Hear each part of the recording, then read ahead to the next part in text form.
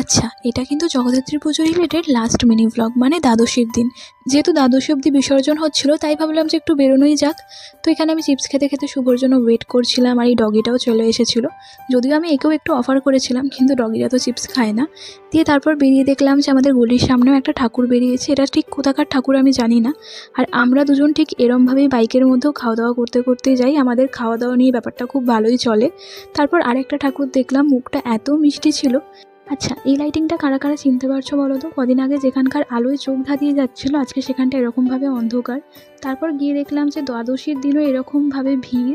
এই যে এখানে ঠাকুর বিসর্জন হচ্ছিলো, তো এই ভিড়ের মধ্যে আর দাঁড়াতে ইচ্ছা করছিল না বলে আমরা ভাবলাম যে বাড়ি ফিরে যাব। তো ফেরার পথে দেখলাম একটা জায়গায় এরকম গরম গরম ডালপুরি ভাজছিলো, তাই দুজনে খেয়ে নিলাম। আর তখন 8:30 পৌনে 9টা মতো বাজে। তখনও দেখছিলাম যে ঠাকুর ঢুকছিল বিসর্জনের জন্য। তাই আমরা ডিসাইড করলাম যে না আর দাঁড়াবো না, এবার বাড়িই ফেরা যাক। তো আড্ডা কফি থেকে 2টো কফি খেয়ে বাড়ি চলে এসেছিলাম।